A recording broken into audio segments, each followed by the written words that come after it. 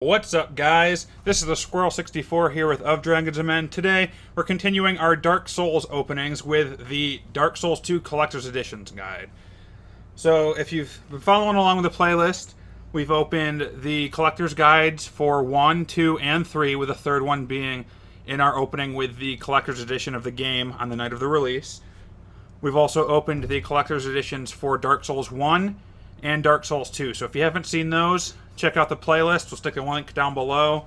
It's also over on our page. Hopefully you're enjoying those videos. We're having a lot of fun with it. We're all pretty hard Dark Souls fans here. So without any further ado, let's get into Dark Souls 2.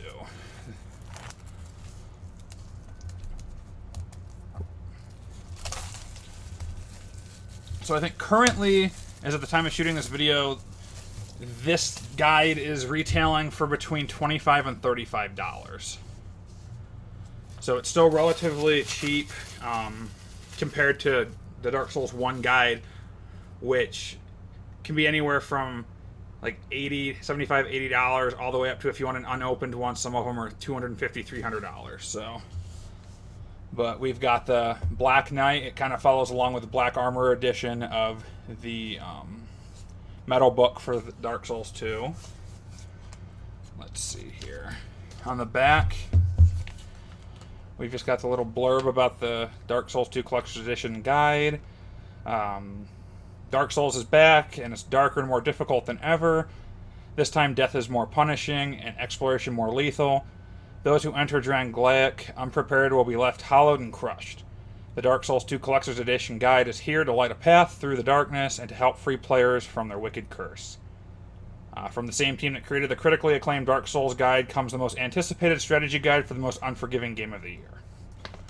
So that's just a little blurb up here. In the guide, it has area guide walkthroughs, enemy analysis, weapons and equipment information, data on all of the items, and a lot of extras, like on NPCs and things. It's just blank on this side. Makes a great reference. We usually don't use them until we've beaten the game a couple times, but if you're doing a specific build, you never know. You don't want to miss a critical item or an NPC that you need. So we usually use them after our first or second playthrough, just to help with our runs and our builds. That's where they shine. In the back, we have a little note. It says, "For the curse of life is the curse of want, and so you peer into the fog in hope of answers." So this and the first one are produced by Future Press. I believe the Dark Souls 3 guide is by Prima Guides, and I believe Prima also does the Bloodborne guide.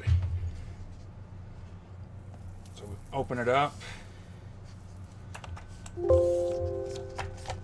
and so we got a little rundown on what each of the skills does, the attributes, basics of like dying and healing, status elements, NPCs and fusion, just the real basic rundown of the game and the game mechanics.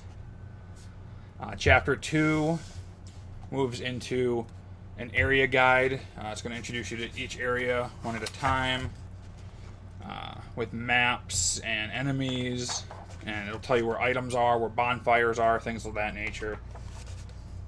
So this is the majority of what we end up using the guide for here at Of Dragons and Men. Let's see, and it's a pretty lengthy, chapter 2 is here.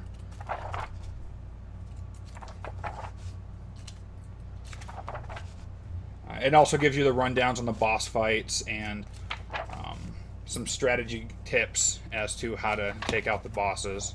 Let's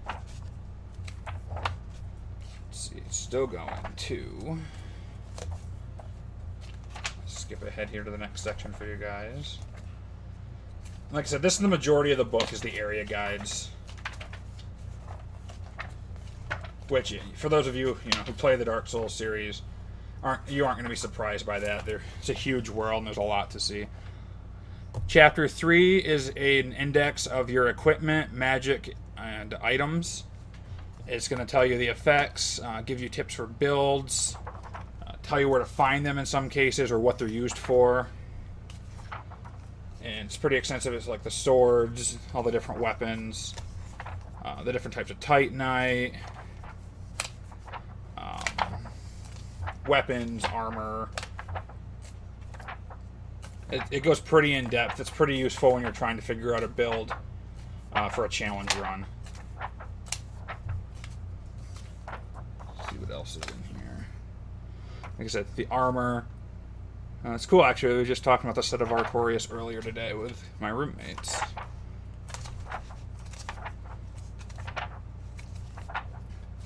So that's section 3.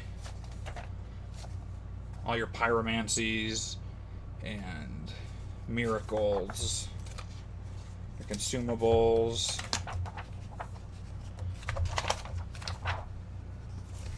Alright. Then we've got...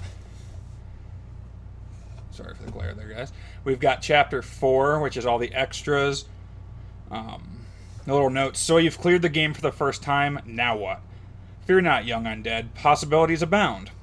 The chapter will provide you with a wealth of information on the activities available after finishing the main story, events and interactions you may have missed over the course of the game, and a list of the trophies/achievements, depending on which system you're running it on, and how to earn every last one of them.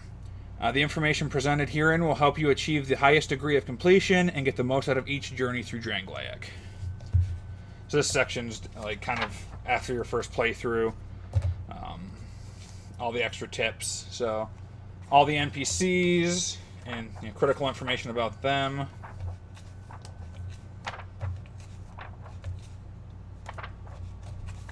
More NPCs.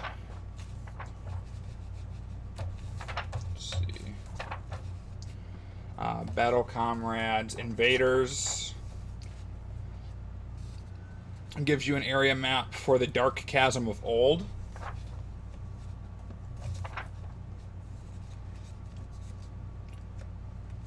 And again, you have all the enemies for the Dark Chasm of Old. And then just a brief overview of what you can expect from New Game Plus in each successive playthrough. After you beat the game for the first time. Then the Trophy and Achievement Guide. List of all the covenants. Miscellaneous. Just a lot of little extra helps. A lore index. This is definitely, if you've beaten the game and you're interested in the lore, this is a great read. In case you've missed things, or if you're going back through and playing it, you'll see things like, oh, I didn't realize that this was like related to this, or that this implied that. That's a really good inclusion for those who are interested in the lore. And then just an index. So yeah, it's definitely a helpful tool. There's some interesting reading in it. Overall, the quality is excellent. It's one of the better game guides in my opinion. And I would say, I know Puma Cat would agree with me on that. He uses his a lot. Definitely nice to have the complete series. If it's something you're interested in, like I said, right now, these are relatively cheap for the second one, and since the third one came out, they're pretty easy to find too. You may have to work a little bit harder to get the Dark Souls 1 version, but if you're interested in seeing a review of that before you open it, check out the playlist. We'll have the link down below. As always, guys, thanks for joining us. Don't forget to like, comment, subscribe. Head over to twitch.tv. Check us out over there. We will be streaming some Dark Souls here in the upcoming weeks. Check us out over at Twitter, so you can get updated on whenever we release new content. Again, thanks for joining us. We're glad we could share a game we love with you guys. We look forward to seeing you all again real soon.